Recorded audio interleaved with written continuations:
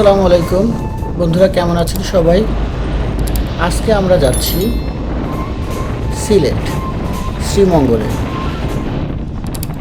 আসলে সকাল সকাল বের হয়ে পড়লাম সিলেটের শ্রীমঙ্গলের উদ্দেশ্যে। সবাই আমার সাথে থাকবে এবং এই যাওয়া আসার পথে কি কি দেখলাম, কীভাবে গেলাম, কি কি অভিজ্ঞতা হলো, এটা আপনাদের সাথে আজকে শেয়ার করব। যাই হোক, শুরু করি। আমরা অলরেডি অনেকটা পথ চলে এসেছি। এখন আমরা সিলেট মহাসড়কের হাইওয়েতে, এখান দিয়ে আমরা আস্তে আস্তে যেতে থাকব এবং আশেপাশে যা আছে দেখতে থাকব। এখানে রাস্তাগুলো আসলে অতটা ভালো না, কোথাও কোথাও প্রচুর পরিমাণ ভাঙা, আবার কোথাও কোথাও মোটামুটি।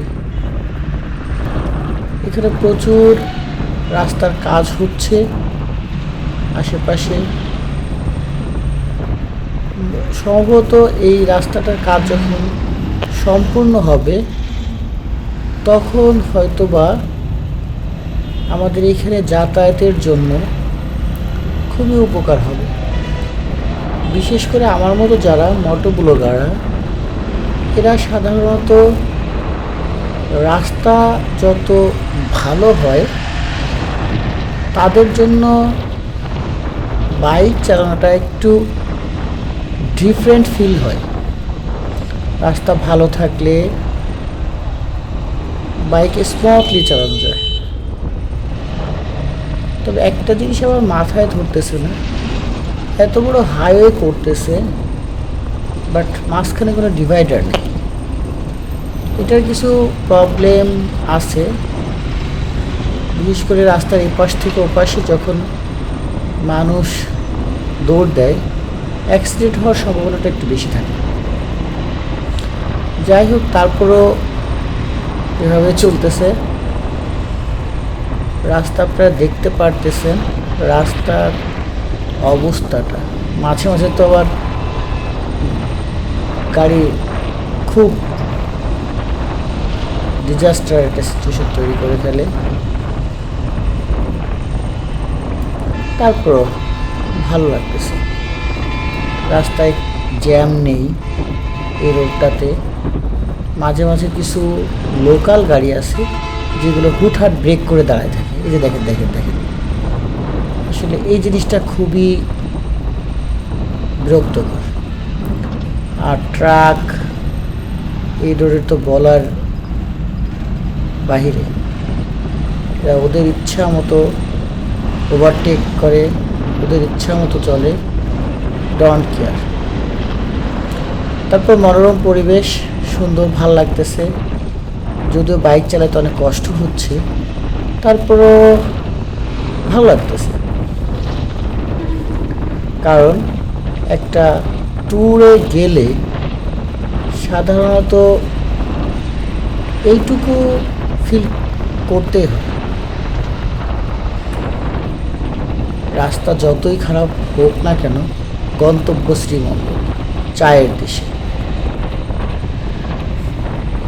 যেখানে গেলে হয়তোবা এই সারা দিনের জার্নি, কষ্ট, ধুলাবালি, আল্লাহ, এইগুলো আসলে সবই ঠিক হয়ে যাবে।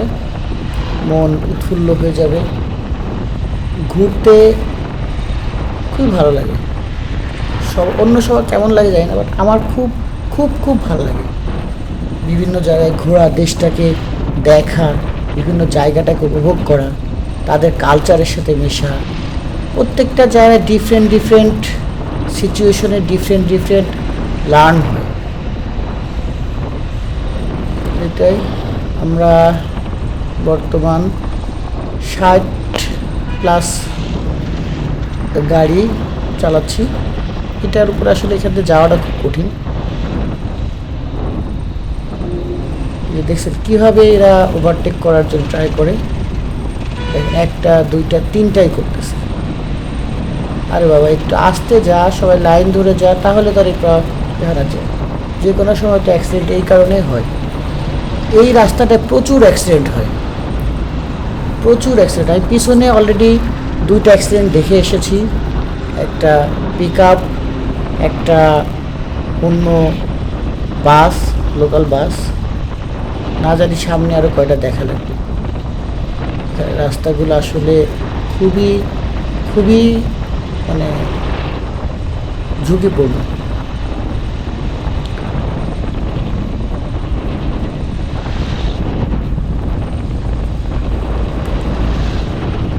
দেখতে পারতেছেন আপনারা, আমরা সম্ভবত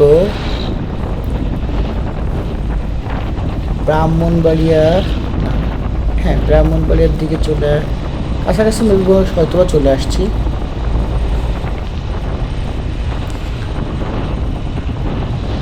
দেখতে থাকি আর যেতে থাকি, আর আপনারাও উপভোগ করতে থাকেন রাস্তাগুলো এবং পাশের প্রকৃত। সূর্য উঠে গেছে, সূর্যের আলো দিয়ে পুরো ভিউটাকে অন্যরকম করে ফেলছে, ভালো লাগতেছে। ভোরের সূর্যের আলোর সাথে সাথে আমরাও চলতেছি, ভালো লাগতেছে।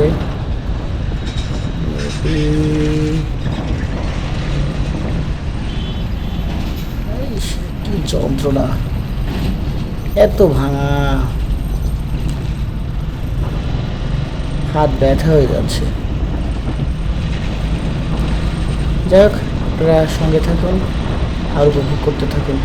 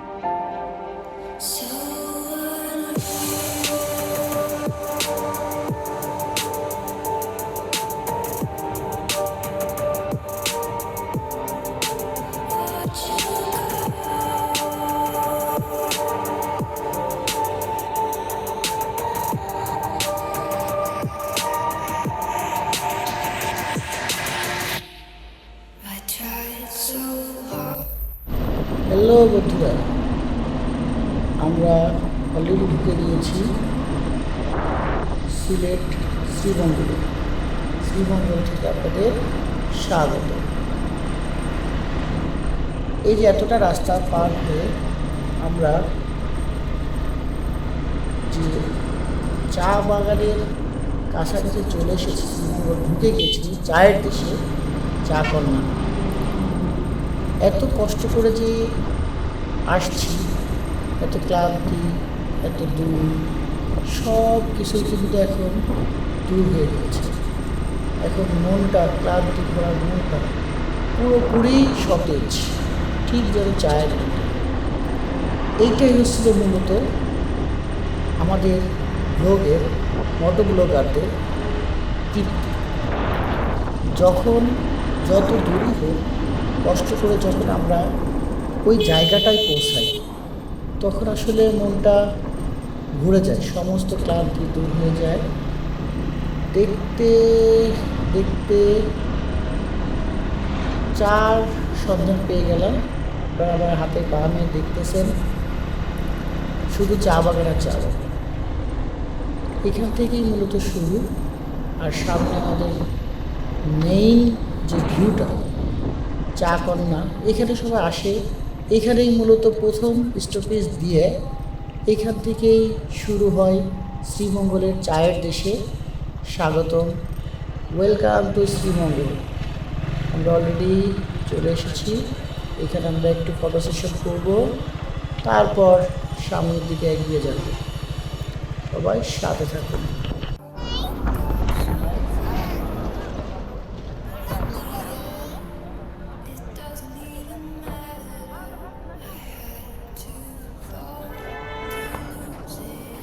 কাকা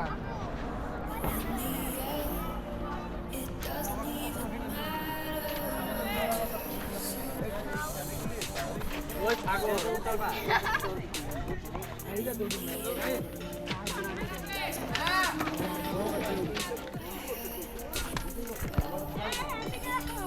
আসো আসো গাড়ি বাইরে আছে না বসো বসো বসো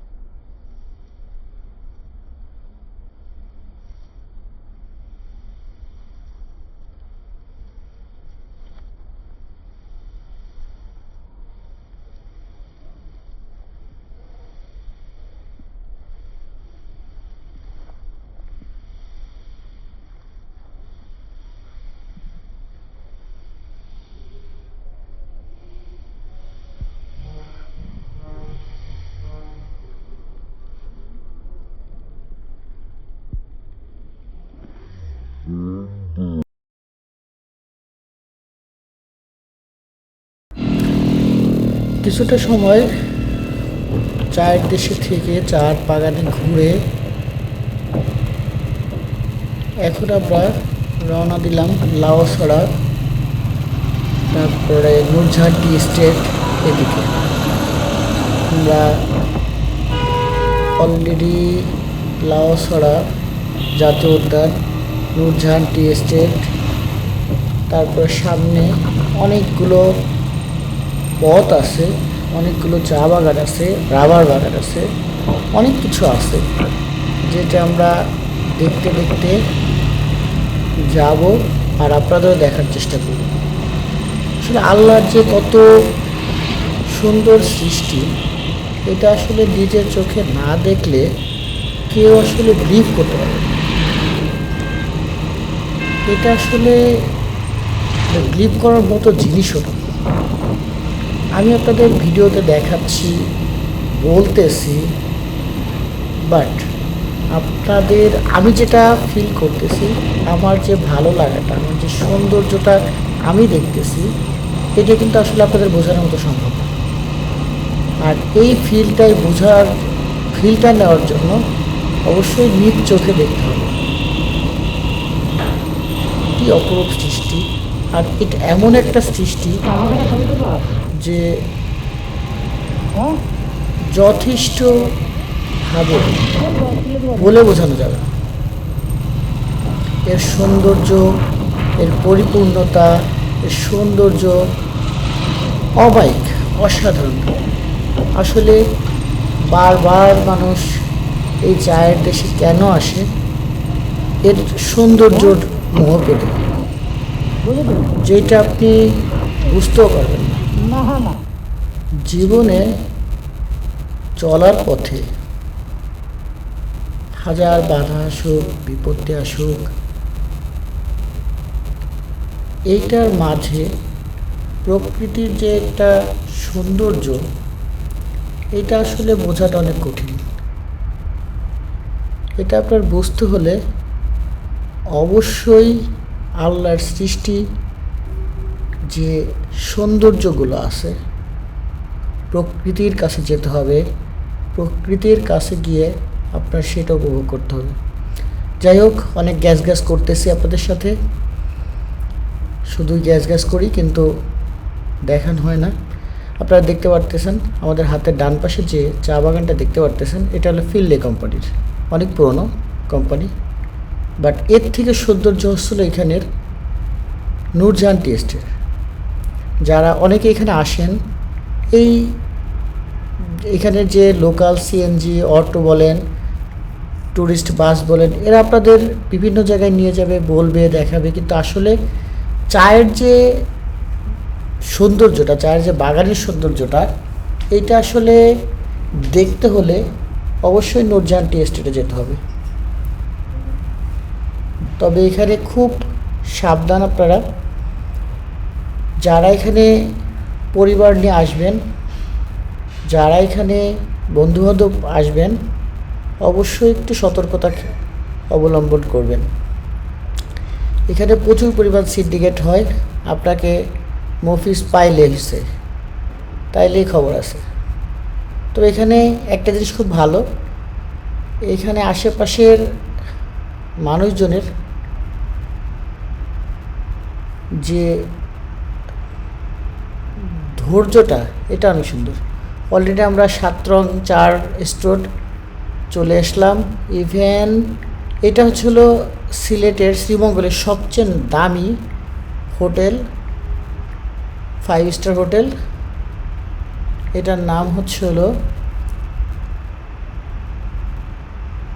গ্র্যান্ড সুলতান। আমরা এখন এই দিকে গেলে আপনারা যেতে পারবেন। আপনার বিভিন্ন যারা কটেজ খোঁজেন বা থাকার জন্য যাদের দরকার, তারা এদিকে অনেক সুন্দর সুন্দর কটেজ আছে, হোটেল আছে, আপনারা থাকতে পারবেন। এইখানে অনেকেই এসে, সবার সামর্থ্য হয় না যে গ্র্যান্ড সুলতানে থাকার জন্য, বাট ভ্রমণের তৃপ্তিটা সবাই নিতে চায়। এজন্যই আমরা আর যাবো না। একটু সামনে গেলে আপনারা হাতের বামে একটা রাস্তা ঢুকেছে, ওইখানে আপনি অনেকগুলো কটেজ পাবেন, এখানে থাকতে পারবেন, কোনো টেনশন নেই। আমরা এখান থেকে না গিয়ে আমরা এখন লাউসড়ার দিকে যাব, তারপর নূরজাহান টি এস্টেটে যাব। যাই না আপনাদের দেখাইতে পারবো কি না, বাট চেষ্টা করব। আমরা এই যে গ্র্যান্ড সুলতানের মেইন গেট যেটা বলে, আর যারা 7 রঙের চার কথা নাম তো অবশ্যই শুনেছেন, এইখানেই 7 রঙের চা পাওয়া যায়। বাট আমার আইডিয়াতে আসলে 7 রঙের চা বানায় কীভাবে, এই যে লেয়ারটা করে কীভাবে করে, এটা আমি আসলে অনেকবার ট্রাই করেছি বোঝার জন্য, কিন্তু বুঝতে পারিনি। এখানে রাস্তাগুলো অনেক সুন্দর, এখানে আসলে আসলে আপনার বাইক চালানোর অভিজ্ঞতাটাই চেঞ্জ হয়ে যাবে এই রাস্তা দিয়ে।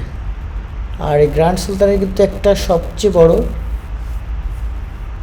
পজিটিভ সাইড হচ্ছিল এদের নিজস্ব চা বাগান আছে এবং নিজস্ব গল্ফ ক্লাব আছে ভিতরে। আর এই কারণে মানুষ যারা একটু বিত্তশালী তারা এখানেই থাকার ট্রাই করে। দেখছেন কতটা বড়। এই যে এটাও কিন্তু হাতের বামে যা দেখতেছেন, এটাও কিন্তু গ্র্যান্ড সুলতানেরই। যাই হোক, আমরা আগাইতে থাকি সামনে। আর আপনাদের দেখাইতে থাকি প্রকৃতির সৌন্দর্য। চারপাশে পাহাড়, দুই সাইডে পাহাড়, মাঝখানে রাস্তা। মাঝে মাঝে এখানে এসে আপনারা আড্ডা দিতে পারবেন, এখানে বসতে পারবেন, এখানে চার একটা প্রকৃতির সাথে মিলেমিশে চা খেতে পারবেন। আই লাভ শ্রীমঙ্গল, সুন্দর। আমরা অলরেডি দেখি সামনে কি আছে, যেতে থাকি আপনাদের সাথে নিয়ে।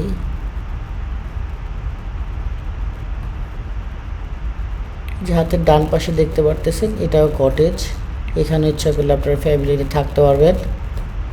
পাহাড়ের উপরে সুন্দর সুন্দর কাঠের কটেজগুলো আসলে সুন্দর। যে গেটটা দেখতে আছেন এখান থেকে ভিতর উপরে ওই যে উপর যে কটেজগুলো মানে থাকতে পারবেন, দেখছেন পাহাড়ের উপরে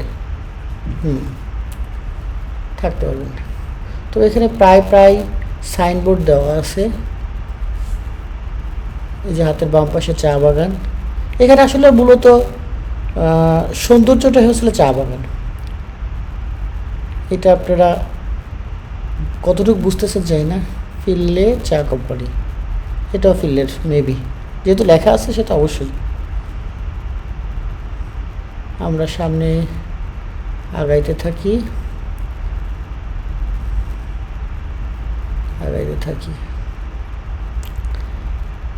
যাই হোক, আমরা অলরেডি অনেকটা পথ চলে এসেছি। আমরা এই লাওয়াছড়ার ভিতরে মেবি সম্ভবত ঢোকার শুরু করেছি। এটা মনে হয় লাওয়াছড়া জাতীয় উদ্যানের শুরু সম্ভবত। সামনে আরও আছে, এটা আমরা দেখতে থাকি। আর আপনাদের একটা জিনিস বলে রাখি, সবাই বাংলাদেশটা ঘুরে দেখেন। নিজের দেশ কত সুন্দর এটা আসলে নিজের চোখে না দেখলে বুঝবেন না।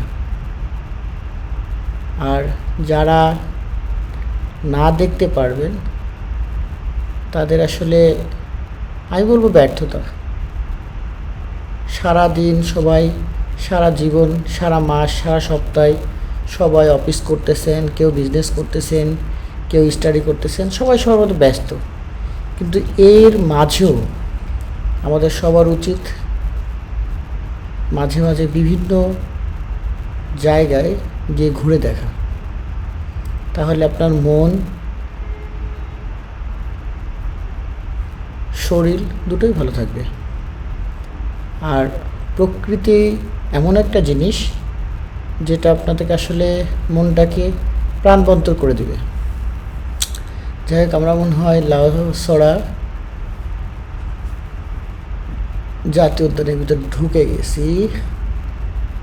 যাই হোক, আজকে সারাদিন আপনাদের সাথে অনেক কথা বললাম, অনেক বকবক করলাম। আজকে আমাদের এই আজকের পর্বের এখানেই সমাপ্ত।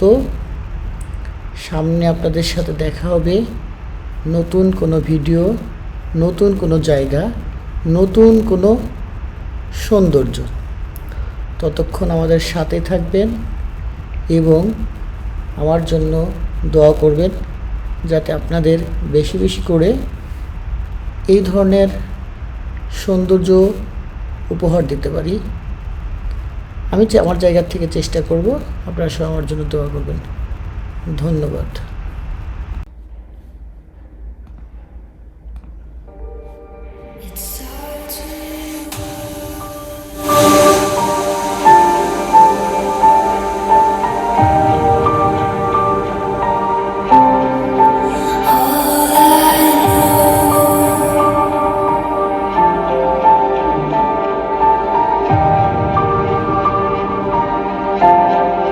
So unreal.